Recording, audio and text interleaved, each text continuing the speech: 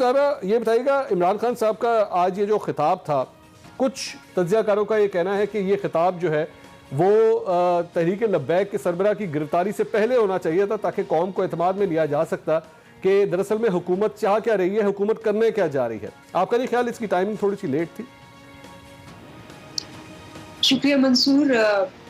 और सबसे पहले तो मैं ये कहूँगी कि नामुस रसालत जो है और आशिक रसूल जो है वो हम सब हैं। मैं ये नहीं कह सकती कि मैं ज़्यादा हूँ, मैं ये नहीं कह सकती कि मेरे ये जो कॉलीग्स बैठे हुए हैं ये भी आशिक रसूल हैं, और तमाम मुस्लिम उम्मा जो है वो आशिक रसूल है। और हमें इस बिल्कुल इक्वली, कोई ऐसा मुसलमान नहीं होगा जिसके दिल को धचका ना लगता हो जब हमारे प्यारे नबी सल्लल्लाहु अलैहि वसल्लम के नाम को कोई भी आंच डालने की भी कोशिश करे, और दिल को दुख भी होता है और बहुत रंज भी होता है। ये बात बिल्कुल सही है, और इसके लिए हम सबका एक ही एम है, एक ही मकसद है कि किसी तरह ये जो तकलीफ पहुंचाई जाती है ये बंद हो। और जब ऑब्जेक्टिव एक है और उसको सक्सेसफुल करने के लिए, उसको अचीव करने के लिए हम क्या कर सकते हैं। आज जो वज़ीर आज़म ने ये खिताब किया, पहली बात तो यह है कि अगर ये पहले खिताब होता तो उसमें ऑब्वियसली कुछ हसास बैकडोर चीज़ें भी होती हैं, कुछ मामलात भी हैं, बिकॉज ये सिक्योरिटी इशू भी है, तो इसको ज़्यादातर रिवील नहीं किया जा सकता था।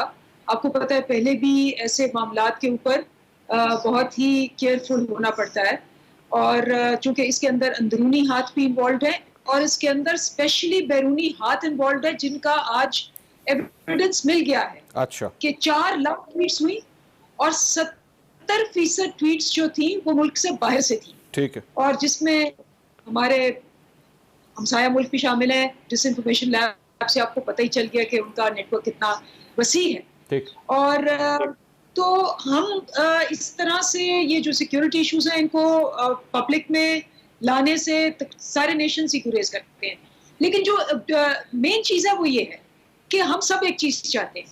अब हमने सक्सेसफुल कैसे होना है और उनको ये कैसे एहसास दिलाना है कि जी जब हम होलोकॉस्ट को आपने क्रिमिनलाइज कर दिया और बैन कर दिया कि उसके मुतालिक बात हो, उसी तरह मुसलमानों की जो है बल्कि उससे ज्यादा हमें तकलीफ होती है। अच्छा अंदलीप साहिबा, मैं सिर्फ एक चीज की तरफ निशानदेही करना चाहूंगा। आपने फरमाया कि बड़ा हसास मामला था जिसके वजह से जल्दी बात नहीं हो सकती थी, लेकिन the prime minister has categorically said today, उन्होंने बड़ा क्लियर कर दिया है कि फ्रांस के सफीर को वापस नहीं भिजवाया जा सकता, क्योंकि अगर इसको हम भिजवाएंगे तो इसके बहुत से जो है वो इसके असरात होंगे जो कि ठीक नहीं है। उन्होंने क्या फरमाया, जरा एक मिनट सुन लेते हैं, फिर मैं आगे सवाल करता हूँ। सुनिएगा क्या फरमा रहे हैं वजीर आजम।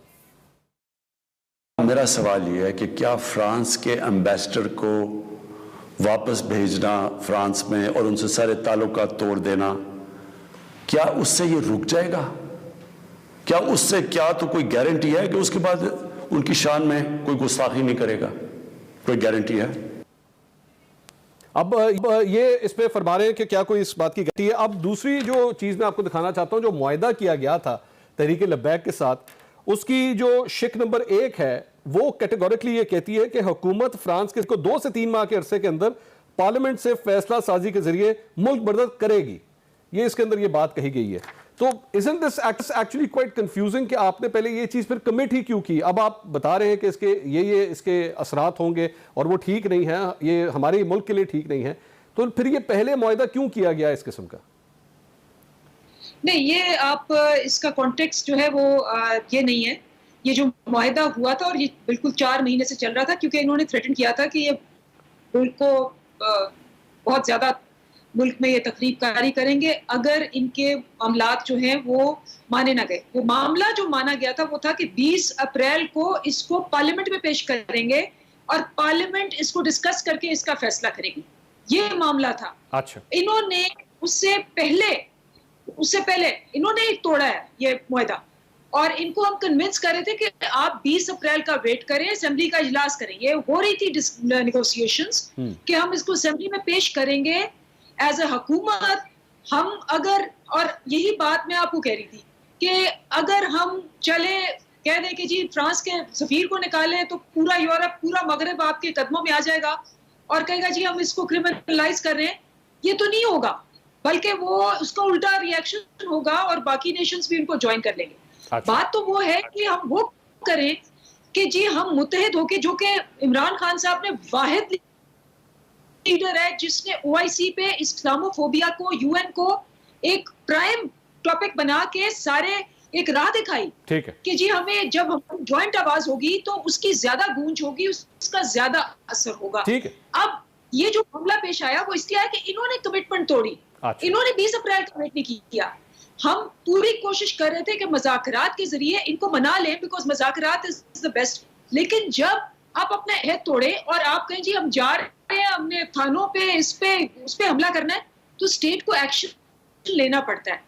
लेकिन अभी भी ये जो हमारा तरीकाकार है, उसे देखें, 870 जो पुलिसमैन है वो हुए हैं जख्मी, वो आशिक रसूल नहीं थे, उन सब आशिक रसूल हैं वो। और उनको अगर आपने आशिक रसूलों को अगर आपने उनको तकलीफ पहुंचाई है, तो ये हमारा ऑब्जेक्टिव नहीं है, ना उनका ऑब्जेक्टिव है, ना किसी का ऑब्जेक्टिव है कि जी जो लोग नबी पाक का नाम लेते हैं और उनकी हुर्मत को सलाम करते हैं, उन्हीं को आप नुकसान पहुंचा रहे हैं। अच्छा। तो ये बात हमने बहुत कोशिश की उनको समझाने की, नेगोशिएशंस करने की, कि हमें वो स्ट्रेटजी इख्तियार करनी चाहिए कि जिससे हमारा मकसद अचीव हो। इससे तो हम उल्टा अपने आप को नुकसान पहुंचा रहे हैं। मुझे इजाजत दीजिएगा। नाज बलोच साहब, ये सारी गुफ्तगू आप तो सुनी, मेरे ख्याल में अंदलीप साहब कह रही है कि जो रियलिस्टिक पोजीशन है आज प्राइम मिनिस्टर ने वो लोगों के सामने रखी है कि जनाब असल बात ये है जिसकी वजह से हमें बड़ा ध्यान से, बड़ा सोच समझ के जो है अपना रास्ता बनाना है। ठीक है, वजीर आजम पॉइंट के ऊपर बात कर रहे हैं। बिस्मिल्लाहिर्रहमानिर्रहीम। मंसूर, देखिए पहली बात तो ये है कि दुनिया भर में जहाँ पर भी जो भी कोई मुसलमान बसता है, हर मुसलमान अकीदत, एहतराम और मोहब्बत और प्यार रखता है। और ये अकीदत का रिश्ता जो हज़रत मोहम्मद मुस्तफ़ा सल्लल्लाहु अलैहि वसल्लम के साथ हमारा है, ये सबको पता है कि हर मुसलमान के दिल में जो अकीदत है वो हम उसका एक जो हमारा जो बुनियादी नुक्ता है वो ये कि हम तो कहते हैं हमारे वालिदैन, हमारे आने वाली नस्लें कुर्बान हमारे आका सल्लल्लाहु अलैहि वसल्लम के नाम के ऊपर हम सब कुर्बान हैं। तो देखिए, और ये बात अंदलीब ने जो कही कि देखिए हम सब जो है, हम कोई पैमाना ऐसा नहीं है कि कोई कहे कि जी ये मुसलमान ज्यादा करता है मोहब्बत और ये जो है उसे किसी से कोई कम कर। हम सब इक्वल मोहब्बत करते हैं अपने नबी सल्लल्लाहु अलैहि वसल्लम से। अकीदत और एहतराम और प्यार का रिश्ता है। देखिए, बात यह है कि आज पार्लियामेंट के अंदर क्या हुआ। आज पार्लियामेंट में हम तवक्को कर रहे थे कि पार्लियामेंट के अंदर बहस होगी, कोई पॉलिसी होगी हुकूमत की जानिब से कि इस मामले में हुकूमत की क्या पॉलिसी है। गुज़िश्ता दिनों से जो हम देखते आ रहे हैं, जिस तरह मुजाहिरीन और पुलिस एहलकारों की जानों का नुकसान हुआ, जिस पे हमें शदीद दुख और अफसोस है, उसके ऊपर क्या हुकूमत की पॉलिसी है और क्या हिकमत अमली है। तो हुआ कुछ यूं कि वजीर दाखिला आए और वो खड़े हुए जी, और उन्होंने कहा कि जी मैं तो जो है वो पॉलिसी बयान जो है वो वजीर जो रिलीजियस अफेयर्स हैं कादरी साहब हैं वो देंगे। और उन्होंने कहा कि जी वजीर आजम साहब 4:30 बजे खिताब करेंगे। अब होना तो ये चाहिए था कि वजीर आजम साहब को खुद पार्लियामेंट में आना चाहिए था और पार्लियामेंट में आके वो खुद बयान करते कि पॉलिसी क्या है उनकी। इसी तरह वजीर दाखिला को जिम्मेदारी लेते हुए आकर पार्लियामेंट के अंदर एक जो है कोई एक स्ट्रांग पॉलिसी बयान करनी चाहिए थी कि ये हमारी प्रिंसिपल स्टैंडिंग है और ये हमारी कोशिशें चल रही हैं फ्रांस को मुंह तोड़ जवाब देने के लिए। तो बात यह है कि अगर आप ये सब नहीं करते और पार्लियामेंट में आके गोलमोल अच्छा नहीं, लेकिन नाज बलोच साहबा ये बताइए, चले इमरान खान साहब तो ये नहीं कर पा रहे, अगर पाकिस्तान पीपल्स पार्टी की हुकूमत होती तो आप लोग क्या फ्रांस के सफीर को मुल्क बदर कर देते? देखिए, पीपल्स पार्टी की हुकूमत में डेनमार्क में इस किस्म की जो गुस्ताखी उन्होंने की थी तो फिर यूट्यूब को बैन कर दिया था पीपल्स पार्टी की हुकूमत ने। फौरी तौर पे हमने यूट्यूब को बैन किया था। बात यह है कि आप जो भी हिकमत अमली हमें करनी है, पार्लियामेंट का एक फ्लोर है, उसके अंदर वजीर आजम साहब आए, वजीर दाखिला आए, एक कोई वहां पे डेलिब्रेशन हो, बताएं तो सही। तो फिर अच्छा, तो फिर इसका मतलब नाज बलोच साहबा इसका मतलब है कि अंदलीप अब्बास साहबा भी जो है वो यूट्यूब को बैन कर दें तो काम ठीक है, फिर मतलब ये कर दिया जाए। नहीं मैं नहीं अच्छा। नहीं बिल्कुल बिल्कुल मैं ये बात नहीं कर रही हूँ। देखिए हमें हर मुमकिन कोशिश करके अपना एक स्ट्रॉन्ग प्रोटेस्ट और एहतजाज रिकॉर्ड कराना है। किस तरह? ये नहीं हो सकता कि क्या इसमें करें? आप बताइए, क्या खर्च करें। हुकूमत को क्या करना मैं चाहिए? मैं आपको एक बात बताती हूँ। देखिए अभी जो मसला पेश आया वो क्या है, इस वक्त बात यह है कि हुकूमत वक्त के लोग जो है वो एक जमात के साथ, टीएलपी के साथ मुआहदा करते हैं, अग्रीमेंट करते हैं, और उस एग्रीमेंट को पार्लियामेंट में लाके पेश तक नहीं किया जाता। अच्छा। और उसके बाद जब अग्रीमेंट की डेट करीब आती है तो उसके बाद ये आप देखें मामलात उठते हैं, एहतजाज होता है, और हुकूमत बजाय जवाब देने के कि जी कहां तक उस अग्रीमेंट के ऊपर हुकूमत ने पेशरफ्त की, हमें तो कुछ पता ही नहीं अग्रीमेंट का, पार्लियामेंट के अंदर तो अग्रीमेंट को ये लेकर ही नहीं आई है हुकूमत। तो गवर्नमेंट को जो है वो बजाय इसके नहीं, मैं दोबारा नाज बलोच साहब आपकी बात, आपके एतराजात, मैं दोबारा वही कह रहा हूं कि एतराजात आपके बिल्कुल ठीक हैं कि वाकई प्राइम मिनिस्टर को फ्लोर ऑफ द हाउस आके बात करनी चाहिए, पार्लियामेंट को कॉन्फिडेंस में लेना चाहिए। लेकिन दोबारा अगर पाकिस्तान पीपल्स पार्टी इस वक्त हुकूमत में होती और ये टीएलपी की जानिब से ये सारे एहतजाज इस तरह किए जा रहे होते, आप क्या करते? आप क्या ऐसे इकदाम करते?